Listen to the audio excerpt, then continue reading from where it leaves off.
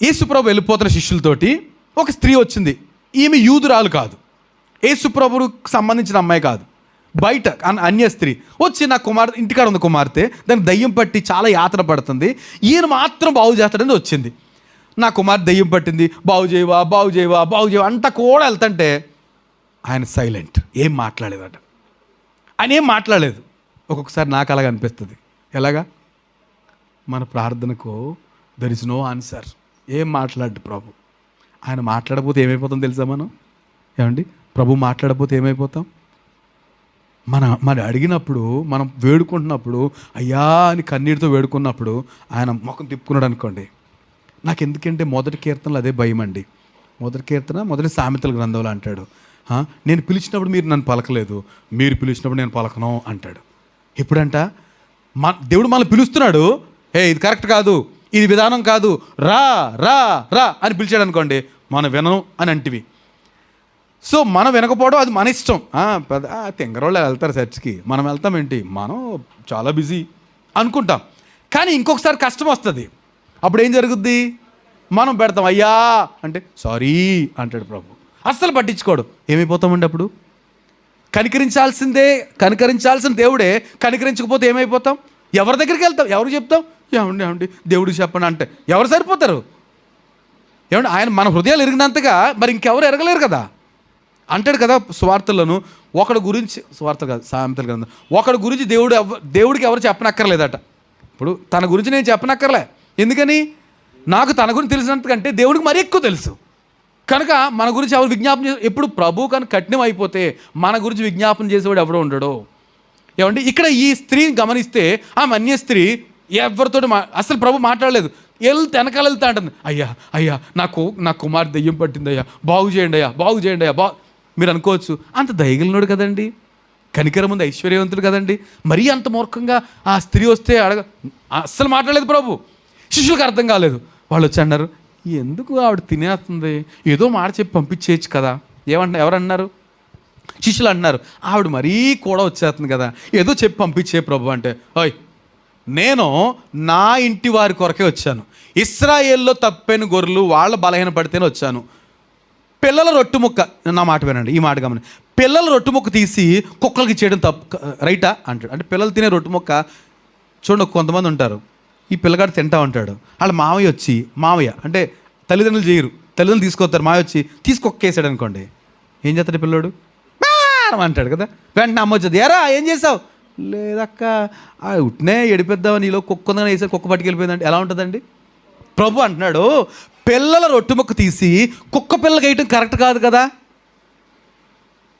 ఎవరు కుక్క పిల్ల? ఇప్పుడు కనాను స్త్రీ కుక్క అని అన్నాడు ప్రభు. దేవునికి స్తోత్రం. ఏమన్నాడు? కుక్కవి నువ్వు అంటే ఆ కుక్క ఏమంటాను తెలుసా? రైట్, నిజమే ప్రభువా, ఐఎమ్ డాగ్, నేను కుక్కనే ప్రభువా. కానీ కుక్క పిల్లలు ఏం చేస్తాయి?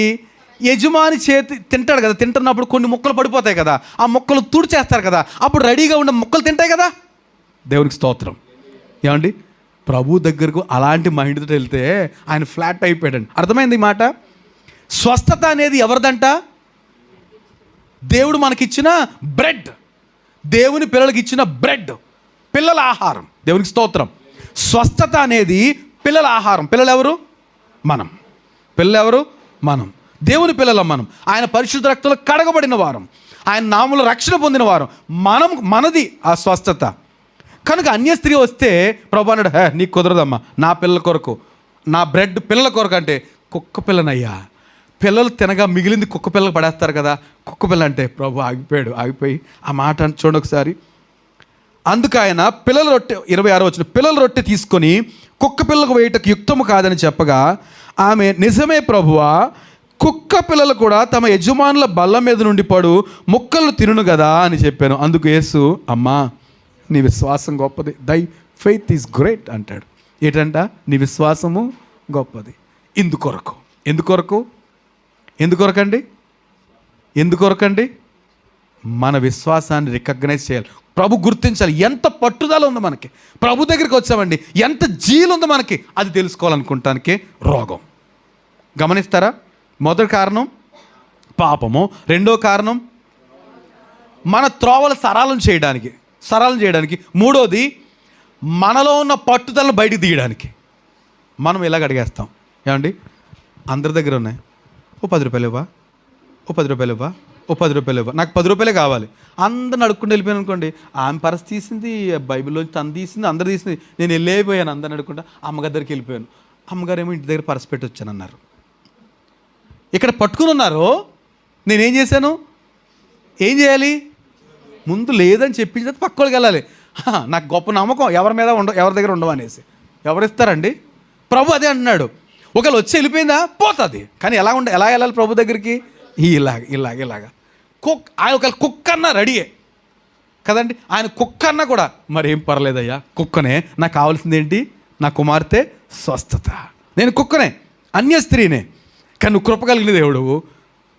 కుక్క పిల్లలు కూడా రొట్టె ముక్కలు, యజమాని రొట్టె ముక్కలు తింటాయి కదా, అనగానే ఆగిపోయి, అమ్మా నీ విశ్వాసం గొప్పది, నీవు కోరినట్టే నీకు అవునుగాక అని ఆమెతో చెప్పాను. ఆ గడియలోనే ఆమె కుమార్తె అక్కడ, ఈయన ఎప్పుడైతే ఇక్కడ చెప్పాడో నీ విశ్వాసం గొప్పది, నీకు కోరినట్టు జరుగుద్దంటే వెంటనే అక్కడ దెయ్యం వదిలేసిందట. దేవునికి మహిమ కలుగును గాక. ఏమండి ఈ మూడో కారణం ఏంటంటారు? మన పట్టుదలను బయటికి తీయాలని ప్రభు. మన పట్టుదలను అంటే ఈరోజు మనం నేర్చుకోవాలి, మనకు నిజంగా బలహీనత ఉందా? సో ఏం చేయాలి? పట్టుదలతో. ఆయన వద్దన్న మనం మొదటి భాగాలు చదివితే ఏమనిపిస్తుంది? ఈమెను స్వస్థపరచడం కానీ ఇంట్రెస్ట్ లేదు అంటాను కాదు. ఒకవేళ ముందే అయ్యా ఎలా రాక నా దగ్గర అని అంటే బాగుండేది. ఏమన్నాడు ఆయన? ఈ బికేమ్ సైలెంట్, ఈమె కొంచెం దూరం వెళ్ళిపోతే ఏమయ్యేదంట? తన కూతురు దెయ్యం పట్టి చచ్చిపోయేది. కానీ ఏం చేసింది? చావో రేవో ఆయనతోటి తేల్చుకోవాలనుకుంది అంతే. కనుక ఆయనకి ఇష్టం లేదు. అయినప్పటికీ ఏమన్నాడు? కుక్కవే నువ్వు అన్నాడు. నిజంగా హృదయపూర్వకంగా అని ఉంటాడు కుక్కలు అనేసి. ఒకటి విషయం గమనించాలి, స్వస్థత అనేది దేవుడు మనకిచ్చే బ్రెడ్, మనకిచ్చే రొట్టె అండి. ఇది ఎవరికి? తన పిల్లలకి ఇచ్చేది రొట్టె. ఇప్పుడు ఎందుకు పిల్లలు ఎవరు? కుక్క ఎవరు? యేసు ప్రభునందు రక్షణ పొందిన మనమంతా ఆయన పిల్లలం. కనుక స్వస్థత గురించి ఎంత ధైర్యంగా వెళ్ళొచ్చు. ఇప్పుడు ఇంట్లో మమ్మీ కేక్ తెచ్చి పెట్టిందండి, ఎవరు ఎర్నెస్ట్ కేక్ తెచ్చి పెట్టాడు. పిల్లలు ఏం చేస్తుంటారు? ఎప్పుడు మమ్మీ అది, ఎప్పుడు మమ్మీ అంటే, ఆగు 16th వస్తుంది, చర్చ్లోకి వెళ్ళిన తర్వాత కేక్ కట్ చేసిన తర్వాత అప్పుడు ఏంటి మమ్మీ నీ బర్త్డే, అంతవరకు ఇవ్వరు. తన కోసమే. కనుక పిల్లలు ఇంటి పక్కలు వచ్చి, ఆంటీ అంకుల్ బిస్కెట్ తెచ్చారు కదా, కేక్ తెచ్చారు కదా, ఎప్పుడు ఇస్తారు? ఇవ్వరు. నీకు కాదు అది. ఎవరి కొరకు? మా అమ్మాయి బర్త్డే కొరకు. ఏమండి వాళ్ళకి అంత యాక్సెస్ లేదు, ధైర్యం లేదు, కానీ పిల్లలకు మాత్రం ధైర్యం ఉంది. సో మనం పిల్లలమండి. ఈ స్వస్థత అనేది ప్రభు దగ్గర ధైర్యంగా అడిగి పొందొచ్చు. అడిగే ముందు ఏం చెక్ చేసుకోవాలి? Is it any sin? పాపం ఉందా? తర్వాత మన మార్గాలు కరెక్ట్గా ఉన్నాయా? మూడోది పట్టుదలతో ప్రార్థన చేస్తున్నామా? పట్టుదల అడుగుతున్నామా? ఖచ్చితంగా అడుగుతున్నామా? దేవుని మహిమ కలుగును గాక.